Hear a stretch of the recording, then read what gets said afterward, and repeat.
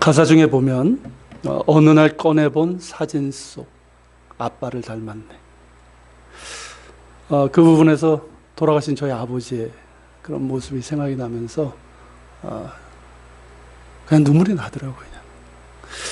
어제 이제 설교 준비를 하면서도 이 영상을 다시 이렇게 봤는데 역시 눈물이 또 이렇게 맺히는 거예요. 이번엔 한 군데 더 가직 사진 속 미소 띈 젊은 아가씨 우리 엄마, 그 부분에서 지난 금요일 날 뵙고 저희 어머니 모습이 또 생각이 나서 더 그러했습니다. 자식은 나이가 들고 자신이 부모가 되어야지 철이 든다라고 하는 말이 맞는 것 같아요. 어렸을 때는 부모님의 은혜가 무엇인지도 모르고 그냥 당연하게 생각을 하죠. 부모가 안 해준 것, 잘못한 것, 나를 아프게 한 것, 이런 것들만 기억하고 탓하고 원망하지만 나이가 들어서 내가 이제 부모가 되면 그제서야 부모님이 이해가 되기 시작하죠. 그러면서 그때 왜 그렇게 하셨는지도 조금씩 이해가 되는 거예요. 그런데 이미 부모님은 너무 늙으셨거나 아니면 세상을 떠나신 경우가 있습니다. 그리고 뒤늦게 좀 잘해드리고 싶은데 부모님이 기다려주시지 않는 거죠. 그리고 자식이 잘한들 뭐 얼마나 하겠습니까? 그래서 자식은 언제나 불효자일 수밖에 없는 것 같아요. 저는 22년 전에 아버님이 돌아가셨는데 지금도 아버지의 빈자리가 느껴집니다. 여러분 가운데도 저와 비슷한 분들이 계시겠죠. 1997년 IMF가 시작됐을 때 우리 사회에서 유행된 용어가 있습니다. 구조조정과 명태라고 하는 그 용어죠. 다 무슨 뜻인지 아시죠? IMF를 겪으면서 구조조정의 여파에 떠밀려서 많은 우리 아버지들이 하루아침에 직장을 잃었습니다. 그런 와중에 베스트셀러가 된 소설이 하나 있었어요. 그게 뭐냐면 아버지라고 하는 소설이에요. 많이 한번 읽어보셨을 거예요. 저도 이 책을 읽었었는데 이 소설에 등장하는 아버지, 그러니까 벌써 뭐 97년이니까 꽤 됐죠. 그러니까 제가 뭐 20, 30대 그때쯤 세대 되는 분들의 아버지라고 할 수 있는, 지금은 7, 80 이상 되신 분들이 아마 해당이 될 거예요. 어쨌든 이 소설에 등장하는 아버지는 비록 크게 성공하지는 못했지만 나름대로 성실하게 열심히 살아왔습니다. 그래서 우리 사회의 아버지를 대표하는 분이에요. 6, 70년대 참 어려웠던 그 시기를 땀으로 살아온 분들, 그분들이 우리 아버지시죠. 그런데 이 소설에 나오는 이 아버지는 언젠가부터 가족들에게서 소외되기 시작합니다. 직장일로 늦어지고 그렇잖아요. 뭐 아버지들이 뭐 저녁 시간이 있습니까?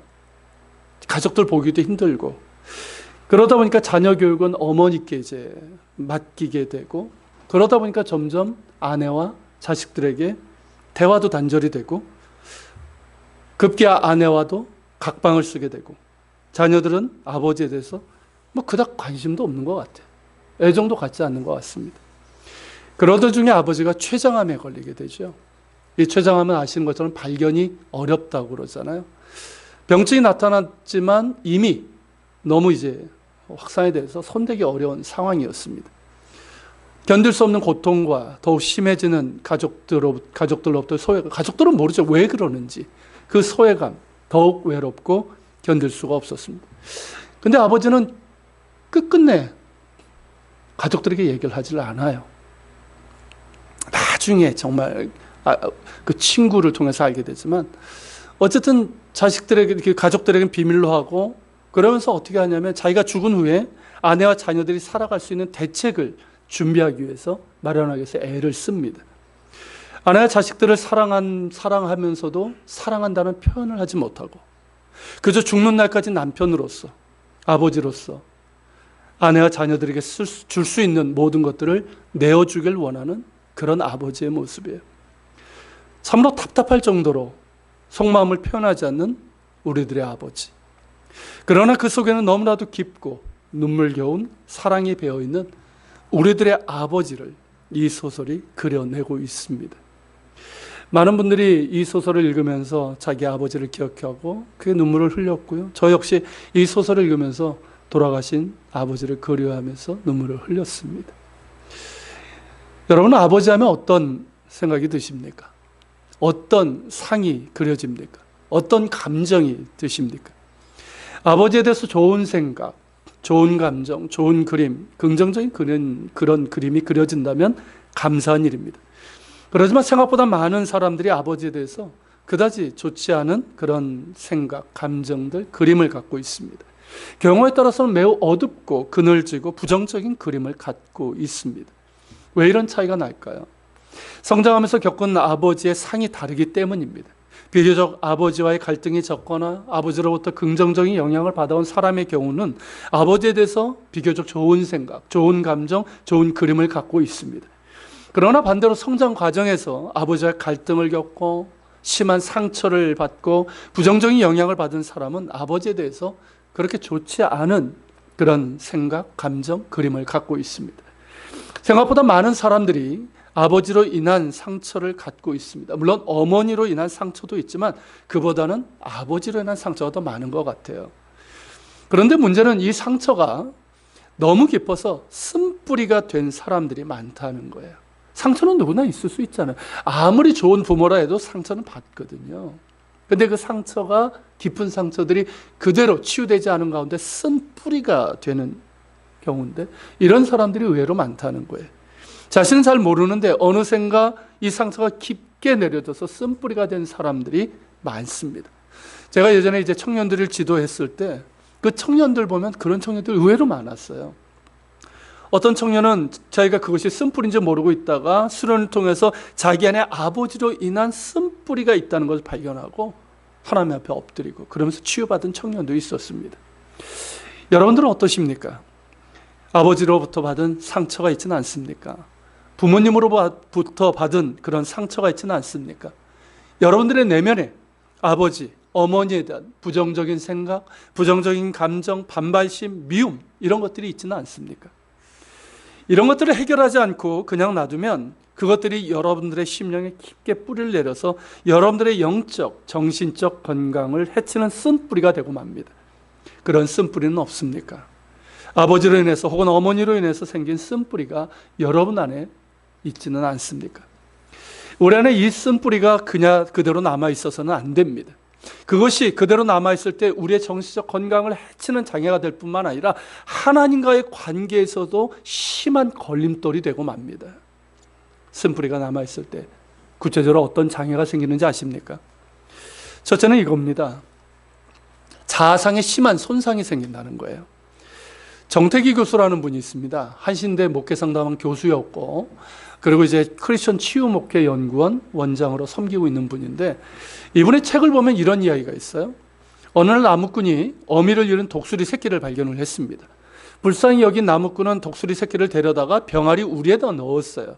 시간이 흘러서 어떻게 됐을까요? 병아리는 닭이 되고 이 독수리 새끼는 독수리가 되었습니다. 하지만 이 독수리는 어떨까요? 자기가 독수리라는 사실을 깨닫지 못했습니다. 병아리 여전히 닭인 줄 알고 있는 거죠. 어느 날 독수리는 낯선 독수리 한 마리가 날개를 펴고 유유히 하늘로 날고 있는 모습을 보았습니다. 하늘을 나는 독수리가 자신의 동족임을 꿈에도 알 리가 없는 이 독수리는 두려움 그리고 부러움에 하늘을 날고 있는 이 독수리를 바라보면서 탄식을 했습니다. 아, 한 번만이라도 저렇게 멋진 모습으로 날아봤으면. 이 독수리는 독수림에도 불구하고 그 안에는 독수리가 아닌 뭐가 들어있습니까? 닭이 들어있는 거예요.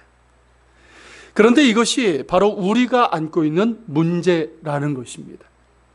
분명히 날 수 있는데 날개를 펴볼 생각조차 못하게 하는 무엇인가가 우리 안에 있다는 거예요. 그것은 독수리인 우리에게 끊임없이 너는 닭이야. 넌 닭이야. 그러니까 너는 절대로 날 수 없어. 라고 속삭이면서 작고 구부러지고 이 부정적인 시각으로 세상을 바라보게 하는 것이 우리 안에 있다는 거예요. 이것을 정태기 교수는 마음의 운전사라고 부릅니다. 마음의 드라이버라고 불러요. 우리 안에는 이런 마음의 운전사가 있어서 우리의 인생을 성공의 길로 인도해주는 유쾌한 운전사가 있는 사람이 있는가 하면 불행의 나락으로 몰고 가는 구부러진 운전사가 있는 사람이 있다는 거예요. 무슨 말인지 이해가 되십니까? 우리 안에 어떤 운전사가 있느냐에 따라서 우리의 인생의 길과 내용이 달라질 수 있다는 것입니다. 그 마음의 운전사가 다른 말로 하면 뭘까요? 우리의 자아상인 거예요. 우리의 자아상. 정태희 교수의 경우 무척 상처가 많았던 사람이었고요. 그리고 이제 쓴뿌리가 있었던 사람입니다. 그렇게 자신이 고백을 해요. 그 책에서. 특별히 부모님으로부터 받은 상처가 컸는데 아버지가 그랬어요. 아버지가 매우 무서웠는데 이 무서운 아버지 때문에 불안과 공포가 그의 마음속에 이 뿌리를 내렸고, 또 남편에게 사랑받지 못한 어머니, 일 중독자가 돼버렸어요. 그래서 예전에는 먹고 사는 게 힘들었잖아요. 그러니까 이제 사랑도 받지 못하니까 일 중독자가 되어서 들에 나가서 살았기 때문에 어머니의 사랑에도 허기를 느끼는 그런 분이었습니다. 자, 정태희 교수의 아버지는 양반임을 자부하는 사람이에요. 그러니까 망해도 양반인 사람 있잖아요. 그런 분이었어요. 아주 매우 엄격하게 자녀 교육을 했던 분이랍니다. 그리고 식사 때는 더욱더 그랬는데, 아버지가 숟가락을 들기 전에 먼저 숟가락을 드는 것을 후레 자식이라고 하면서 야단을 치던 분이었다는 거예요. 그런데 한 번은 식탁이 차려졌는데 자기가 무척 좋아하는 생선 요리가 올라온 거야. 이렇게 어려운 형편인데 간만에 굴비 같은 게 올라온 것 같아요. 그러니까 이제 이 어린 정태기 교수님이 무심결에 아버지보다 먼저 젓가락이 간 거예요. 그러자 이에 경노한 아버지가 이 생선에 젓가락을 댄 그의 손을 사정없이 쳐버린 거예요. 그분 표현이 그래요. 너무 세게 쳐가지고 생선은 천장에 올라가고 자기 젓가락은 공중제비를 돌고, 얼마나 세게 맞았는지 이 젓가락을 다시 잡을 힘이 없음하고 손가락이 퉁퉁 부었다는 거예요. 어머니가 이제 젓가락을 집어주고 그래서 꾸역꾸역 밥을 먹었는데 그냥 얼이 빠진 거죠. 뭘 먹었는지 모르는 그 상태였다는 거죠. 너무나 무서워서 아프다는 소리도 할 수 없었다는 거예요. 그런데 그 순간 자기 안에 뭐가 생겼냐면 아버지에 대한 증오, 공포감으로 똘똘 뭉친 그런 운전사가 들어와 자리를 잡게 된 거예요. 그때 그 안에 자리 잡은 이 운전사가 39살이 되도록 그를 잘하지 못하게 하고 그의 인생을 조종하고 있었다는 거예요. 그 후유로 정태희 교수는 사람들을 두려워하게 됐고 자신의 감정을 있는 그대로 표현하지 못하는, 억압받으면서 그렇게 살았어요. 나이 30이 넘기까지 귀에 듣도록 들었단 말이 뭐냐면 자존심이 센 사람. 사실은 아니거든요. 안에 힘이 없으니까 그런 거잖아요. 자존심이 센 사람, 말이 없는 사람, 착실한 사람, 얌전한 사람, 소극적인 사람, 꽂아 놓은 보릿자루. 사람들 앞에 서면, 특히 여자들 앞에 서면 다리를 후들후들 떤다고 그래가지고 재봉틀이라는 별명까지. 그런 별명들이 있었어요. 그러니까 자신이 만나는 모든 사람들이 자기를 무시하는 것만 같고 나를 좋아하지 않는 것만 같은 그런 의식에 사로잡혔기 때문에 그의 얼굴은 어떨까요? 항상 굳어 있는 거예요. 물론 그가 예수님을 만나고 나서 완전히 치유되고 오히려 지금은 그렇게 상처받은 사람들을 치유하는 그 일을 하고 계신데요. 여러분, 아버지나 부모님으로부터 받은 이 상처로 인해서 그것이 그대로 쓴뿌리로 남아있을 때 이처럼 우리의 자아상이 병들게 됩니다. 마음의 운전사가 병들게 돼요. 그렇게 되면 어떻게 될까요? 운전사가 이끄는 대로 가잖아요. 차도 그렇지 않습니까? 운전사가 조종하는 대로 가잖아요. 운전사 마음대로라고. 내 마음의 운전사가 그렇게 병들고 구부러져 있으면 이 마음의 운전사가 이끄는 대로 불행의 나락으로 갈 수밖에 없다는 거죠. 그렇기 때문에 우리 안에는 상처 그리고 쓴뿌리가 치유받아야 합니다. 어떠십니까, 여러분? 여러분들의 자아상은 건강하십니까? 그리고 두 번째, 쓴뿌리가 남아있을 때 두 번째 문제는 뭐냐면 우리가 결국은 아버지, 어머니, 부모가 되지 않습니까? 그랬을 때 심각한 장애로 나타나게 된다는 겁니다. 그 아버지 그 아들이라는 그런 말처럼 우리는 알게 모르게 아버지 어머니를 닮게 됩니다. 그래서 우리가 부모가 되면 우리 역시 부모님이 나를 대했던 모습으로 자녀를 대하게 되는 거예요. 그게 좋은 거든 나쁜 것이든 우리가 부모님에게서 보고 배운 것 그리고 받은 것들이 우리를 통해서 자녀들에게 이게 나타나게 되는 거죠. 저의 경우는 지금은 덜하지만 우리 집 아이들을 대할 때 가끔 놀랄 때가 있어요. 두 가지인 것 같아요. 하나는 아이의 모습에서 제 모습이 보일 때. 좋은 모습이면 괜찮은데 안 좋은 모습이 저것이 하는데 내 모습이네? 이럴 때 있고요. 그리고 내가 아이들을 대하는 모습이 내 아버지의 모습인 거예요. 그걸 이제 가끔 깨달을 때 깜짝 놀라기도 해요. 물론 지금 저에게는 아버지에 대한 어떤 상처, 쓴뿌리는 없습니다. 하지만 나도 모르게 아버지의 모습이 내게 보일 때가 있어요. 그런데 생각해 보시죠. 만약에 제가 치유받았지만 제가 아버지에게서 받은 이 상처, 쓴뿌리가 그대로 남은 상태에서 우리 아이들을 대한다면 어떨까요? 어떻게 될까요?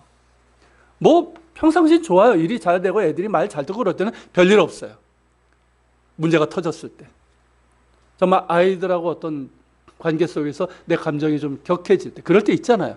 그럴 때 과연 내가 어떻게 대할까 하는 거예요. 여러분 경험적으로 아시잖아요. 그뿐만 아니라 저는 제 아이들을 바른 모습으로 사랑하거나 양육하기가 좀 힘들었을지도 모르겠어요.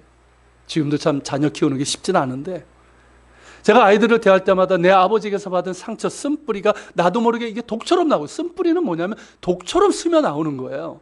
그래서 내 뜻과 상관없이 내 아이들을 대하게 된단 말이죠. 그리고 나중에 후회하잖아요. 우리 모두가 마찬가지 아닙니까?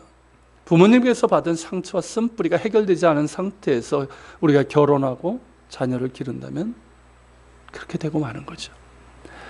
앞서 소개한 정태희 교수도 그랬습니다. 결혼하고 나서도 그 쓴뿌리로 인해서 많은 어려움을 겪었다는 거예요. 가장 큰 문제가 뭐냐면 아내에게서 어머니의 사랑을 원했던 거예요. 말씀드린 것처럼 아버지에게서 사랑을 받지 못했지만 어머니도 역시 어땠습니까? 어머니의 사랑에서도 허기가 있는 사람이에요. 그러다 보니까 아내에게서 어머니의 사랑을 원했던 거예요. 그러니까 그게 됩니까? 그러니까 이제 부부관계도 힘든 거죠. 그리고 그 쓴뿌리 때문에 가족들에게 힘들면 짜증내고 투정을 부리고, 그러니까 가족들도 괴롭고 본인도 괴롭고, 그런 결혼생활, 가정생활을 해왔던 거예요. 우리 안에 있는 쓴뿌리가 치유되어야 하는 이유가 바로 여기에 있는 겁니다. 치유받지 못하면 나도 그렇게 될 수밖에 없기 때문에 그래요. 그러면 나의 자녀들에게도 또 상처를 줌으로써 쓴뿌리를 만들어주게 되는 거죠. 내가 받은 쓴뿌리가 나의 자녀들에게도 대물리 되는 그런 악순환이 이루어지고 맙니다. 자녀에게 건강한 자아상을 물려주어야 됩니다. 그러지 않습니까? 우리 부모들이 가장 원하는 게 그거 아닙니까? 우리 아이들이 정말 그 마음도 건강한 아이들이 되기를 원하는 거잖아요. 우리 아이들에게 건강한 마음의 운전사를 만들어 줘야 됩니다. 그러려면 부모가 먼저 건강해야 돼요. 부모된 우리가 먼저 건강해야 돼요. 우리 안에 있는 상처, 부모된 우리가 부모로부터 받은 그 상처와 그런 쓴뿌리들이 치유되어야 됩니다. 그리고 쓴뿌리가 남아있을 때 세 번째 문제는 뭐냐면, 사실 이게 가장 큰 문제예요. 하나님과의 관계에서 걸림돌이 된다는 것입니다. 제가 아는 청년 중에 기도할 때 아버지라고 부르지 못하는 청년이 있어요. 하나님을 말이에요. 우리가 하나님을 뭐라고 부릅니까? 하나님 아버지 그렇게 부르잖아요. 그게 우리는 뭐 다 이렇게 하지만 아버지라고 실제로 부르지 못하는 분들이 있습니다, 여러분. 기도할 때 하나님을 아버지라고 부르는 것이 힘들어요. 아니면 그냥 아버지라고 부르는 건 더더욱 못하는 그런 청년이 있어요. 왠지 아십니까? 이 청년은 몸소리치도록 아버지를 미워하는 청년이었어요. 이야기를 들어보니까 참 참담해요. 아버지가 노름에 정신이 팔려서 뭐 집재산 다 말아먹었고요. 늘 술 마시고 집에 들어오면 어머니 때리고 자식들 때리고, 급기야는 나중에 바람까지 피워가지고 배다른 동생까지 만들었어요. 그러니까 어머니는 화병 들고 참담해요. 그런 아버지를 자기는 도저히 용서할 수 없다는 거죠. 그러다 보니까 아버지 하면 떠오르는 것이 뭐냐면 극도의 증오심이에요. 그러니까 하나님을 아버지라고 부르지 못하는 겁니다. 기도할 때 아버지라고 부르면 자기가 미워하는 자신의 아버지가 생각나요. 그 얼굴이 생각나는 거예요. 너무나 괴로운 거죠. 이 청년의 경우는 좀 극단적인 예지만 많은 사람들이 쓴뿌리로 인해서 하나님과의 관계에서 벽을 가지고 있습니다. 어떤 분들은 하나님의 사랑에 대해서 당황해합니다. 그런 분들도 의외로 많습니다, 여러분. 그냥 거룩하시고 공의로우신 하나님, 근엄하신 하나님, 심판하신 하나님은 받아들이는 것이 그렇게 어렵지 않아요. 왜일까요? 엄한 아버지 밑에서 자랐기 때문에 그래요. 그런데 사랑의 하나님에 대해서는 당황하는 경우가 있어요. 저의 경우도 아버지로 인해서 받은 상처가 있었습니다. 상처 그대로 남아있을 때 어딘가 모르게 하나님과 관계에 있어서 막힌 느낌이 있었어요. 그리고 그렇지만 아버지의 관계가 회복이 되면서 제 안에 이제 쓴뿌리가 이제 치유되면서 그것이 곧바로 하나님과의 관계 회복으로 이어졌던 것 경험을 합니다. 물론 하나님께서 제 마음을 치유해 주셨지만 이게 같이 갔던 것 같아요. 그렇게 막혔던 벽들이 무너지니까 20대 때 그토록 하나님께 매달렸던 내 인생의 길이 열렸고 기도의 응답들이 이루어지기 시작했었어요. 여러분, 하나님 앞에 나아갈 때 어떤 벽이 없으십니까? 예수님께서는 누구든지 형제를 미워하는 자마다 살인하는 자이고 예물을 제단에 드리기 전에, 즉 예배 드리기 전에 먼저 형제와 화목하고 그 후에 와서 예물을 드리라고 하셨습니다. 내 안에 미움이 있을 때 하나님께서는 그 예배를 기뻐하시지 않습니다. 그것도 나를 낳아주신 아버지, 어머니를 미워한다면 어찌 하나님께 바르게 나아갈 수가 있겠습니까? 여러분, 용서하십시오. 그 쓴뿌리가 치유되어야 합니다. 그래야지만 하나님과의 관계도 온전해질 수 있습니다. 하나님께서 우리를 사랑하십니다. 할렐루야. 하나님께서 우리가 행복하길 원하세요. 정말 우리가 행복한 사람, 건강한 사람이 되길 원하십니다. 그렇기 때문에 우리 안에 있는 상처, 쓴뿌리가 치유되길 원하시고 우리에게 드러내라고 하시는 거예요. 치유해 주시길 원하시는 거예요. 그렇다면 여러분, 어떻게 해야지 이 쓴뿌리가 해결될 수 있을까요? 첫째는 먼저 하나님의 사랑을 체험해야 됩니다. 이게 답이에요. 그죠? 여러분, 내 의지로 용서가 됩니까? 안 돼요. 내 노력으로 치유가 될까요? 안 됩니다. 나의 사랑으로 사랑할 수 있습니까? 없어요. 나의 의지, 나의 상처, 나의 쓴뿌리를 덮을 수 있는 하나님 아버지의 사랑을 만나야 합니다. 여러분, 오늘 본문에 등장하는 아버지의 사랑, 이 사랑을 만나야 되는 거예요. 여러분, 이 본문에 나오는 아버지의 사랑은 누구의 사랑입니까? 하나님 아버지의 사랑이에요. 그리고 우리가 만들어가야 될 참된 아버지의 사랑이고 어머니의 사랑이에요.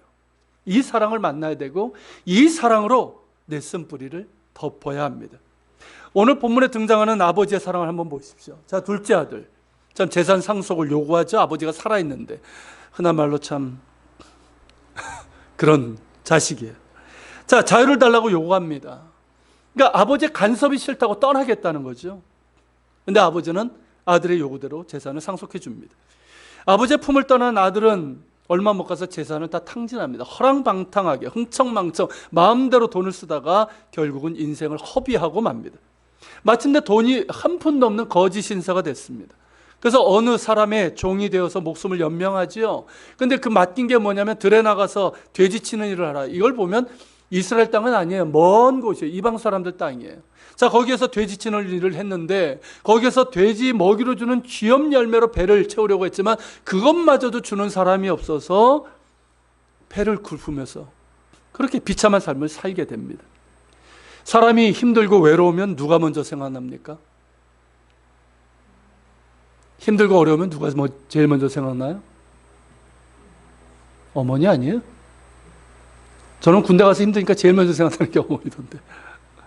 그래서 군대 가면 효자 된다는 얘기가 있어요. 자, 이 둘째 아들도 그렇게 힘들고 짐승만도 못한 그 삶 속에서 아버지, 가정, 집을 생각하는 거예요. 예전에 따뜻하고 자상하고 넉넉했던 아버지의 품을 생각합니다. 근데 돌아갈 용기가 나지 않지만 자기가 잘못을 뉘우치고 큰맘 먹고 아버지께 돌아가기로 결심합니다. 아들이 아니라 내가 그 집의 종이 되겠다고 그 마음을 가지고 갑니다. 그렇게 완전 거짓 신세로 아버지 집으로 돌아오는 아들을 아버지는 어떻게 대합니까? 이런 배은망덕한 놈, 너 같은 놈, 내 아들 아니라고 그렇게 문전박대를 했습니까?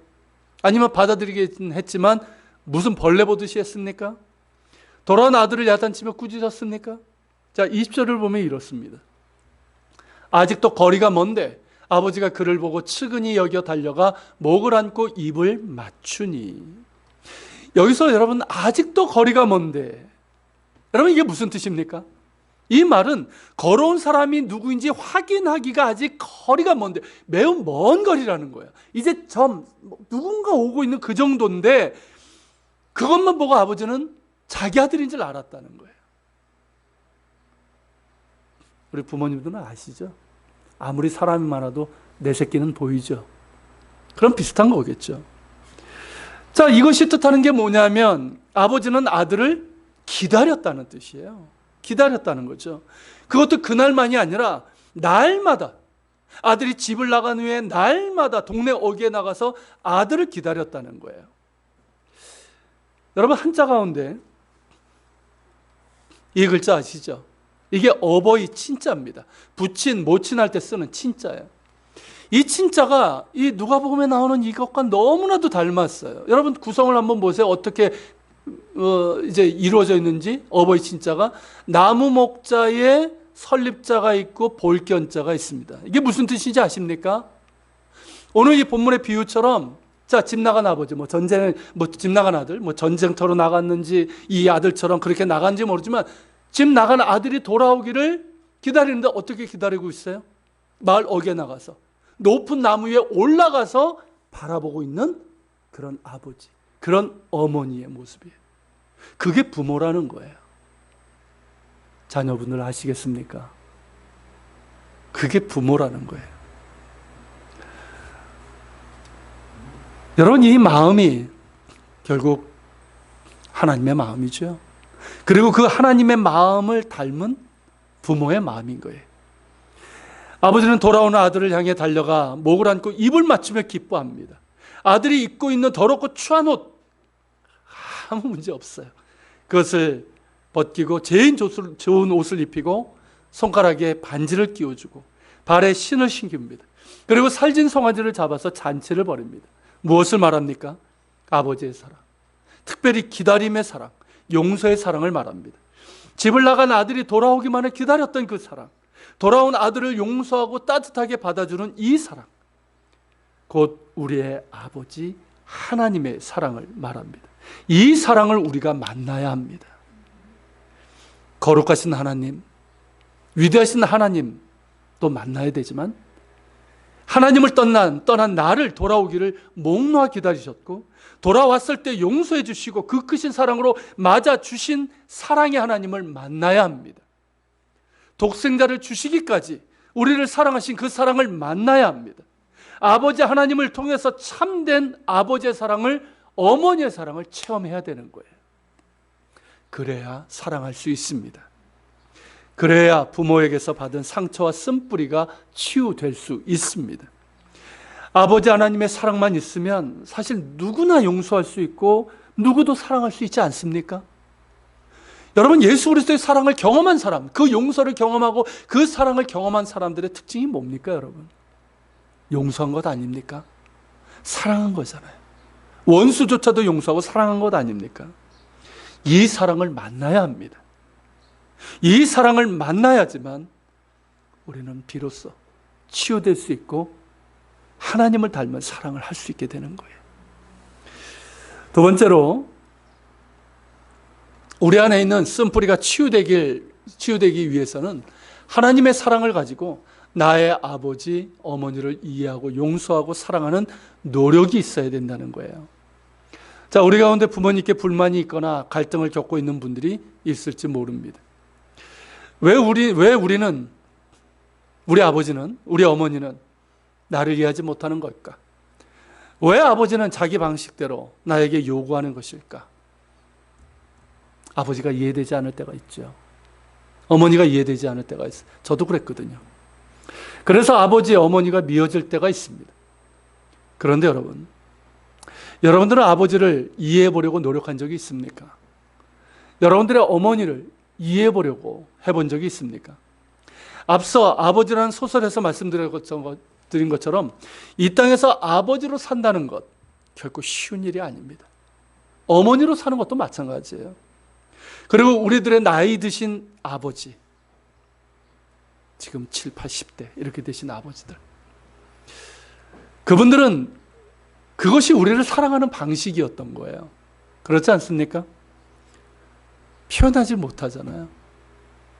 저희 아버님은 그래도 살아계시는 지금 80 중반이 넘으신 분인데 그래도 자상하신 분임에도 불구하고 표현을 잘 못하셨어요.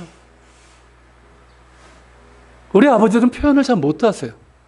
그리고 그 표현 방식도 어떻습니까? 참 이해가 안 되죠.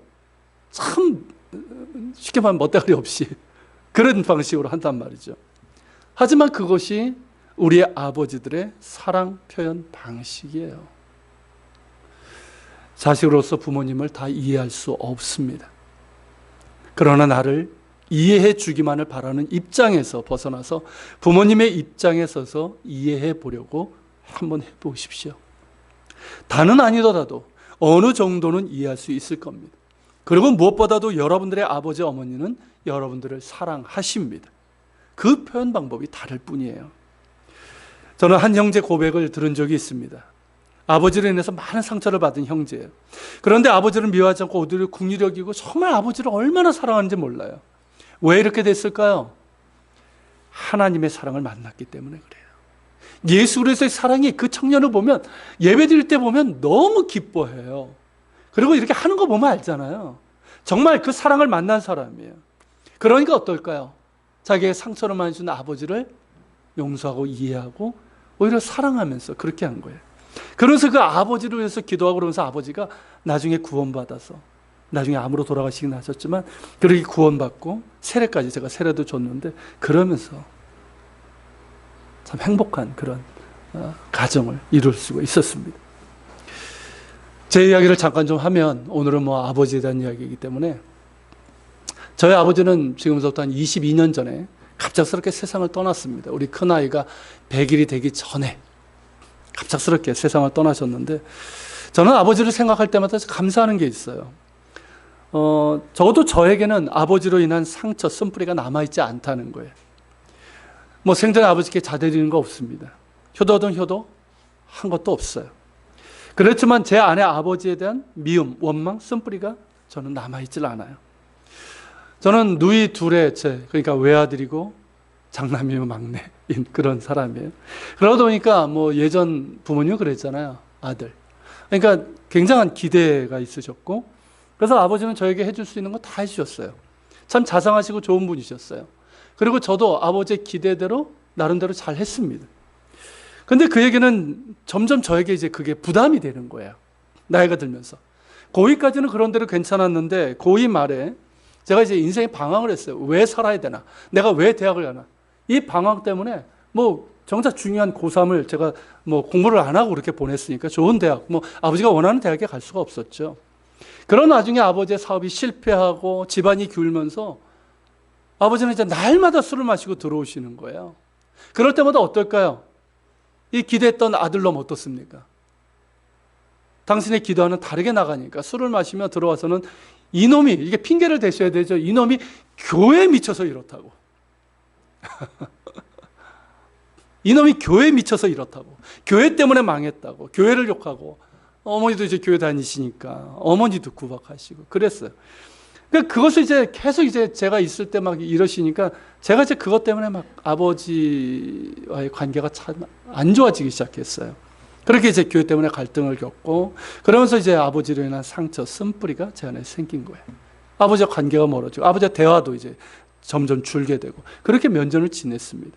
그러던 중에 제가 이제 28살 때 복막염 수술로 이제 입원을 했는데 수술에 장 마비 증세까지 와가지고 거의 한 달 이상을 입원하게 됐어요.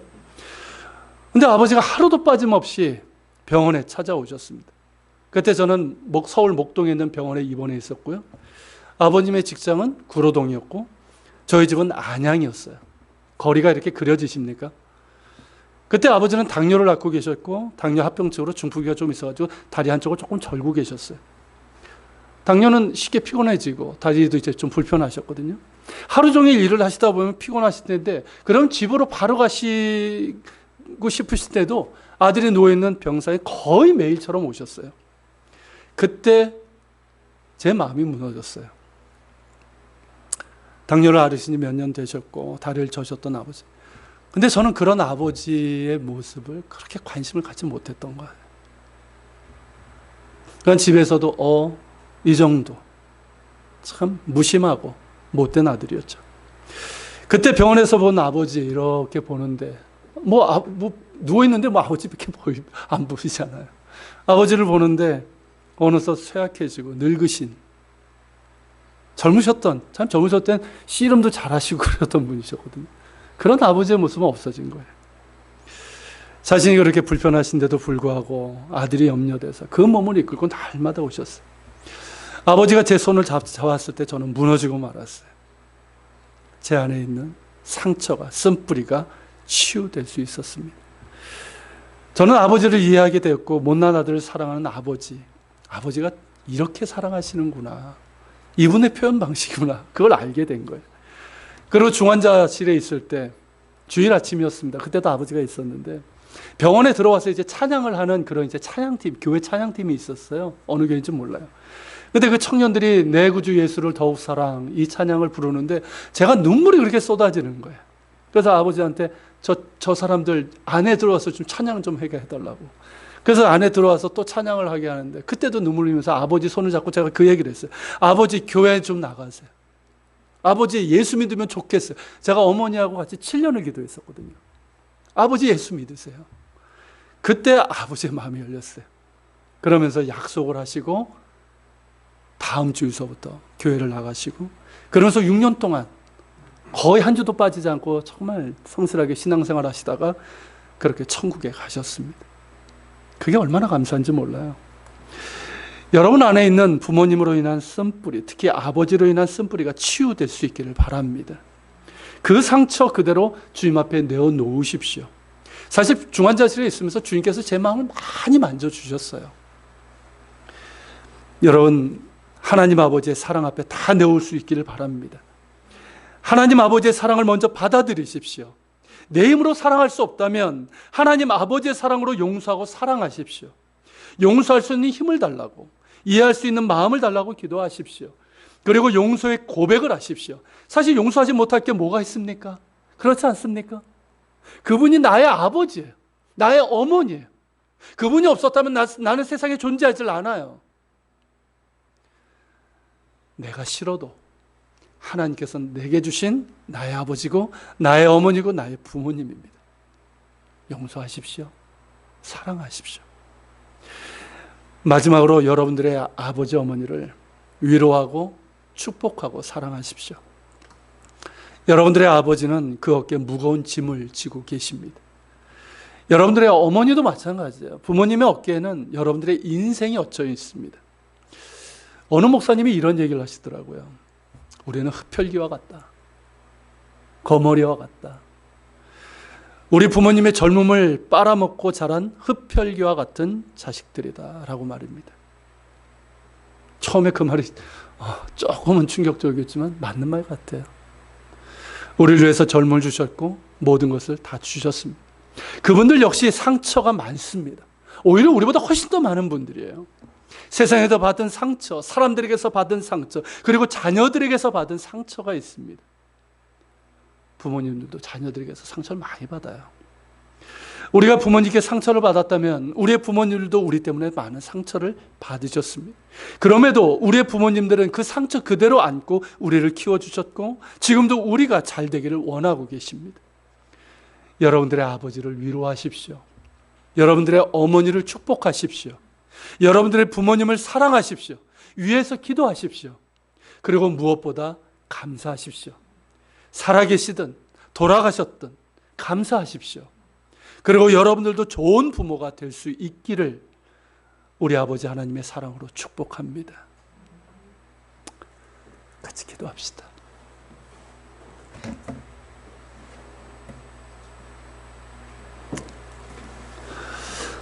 오늘 말씀을 기억하면서 같이 기도합시다. 주님, 오늘 어버이 주일인데 우리 안에는 부모님에 대한 감사와 또 부모님으로부터 받은 상처 쓴뿌리가 공존하고 있습니다. 주님, 우리를 긍휼히 여겨 주옵소서. 우리의 부모님을 긍휼히 여겨 주옵소서. 하늘아버지의 사랑으로 우리가 부모라면 우리 안에 있는 상처 쓴뿌리가 치유되길 원하고, 우리가 자녀여도 역시 치유될 수 있길 원합니다. 하늘아버지의 사랑으로 우리를 치유하여 주시옵소서. 또한 부모님을 주신 하나님께 감사합니다. 또 우리의 부모님께 감사합니다. 부모님을 축복하며 기도합니다. 주님, 부모님의 사랑을 깊이 기억하게 하시고 부모님들께 건강과 평안을 주시옵소서. 우리 기도하며 같이 주님 앞에 나아갑시다. 살아계신 주님, 이 시간 기도합니다. 오늘 말씀을 기억하며 주님 앞에 나아갑니다. 주님, 이 어버이 주일 우리가 부모님의 사랑에 대해서 기억합니다. 우리가 부모로부터 받은 그런 아버지의 사랑과 은혜가 있지만 동시에 부모님으로 받은 상처와 쓴뿌리가 있습니다. 이것이 우리 안에 공존합니다. 그러기에 주님, 우리가 아버지 하나 힘들고 어떤 어려움이 있으니 걸어가신 하나님,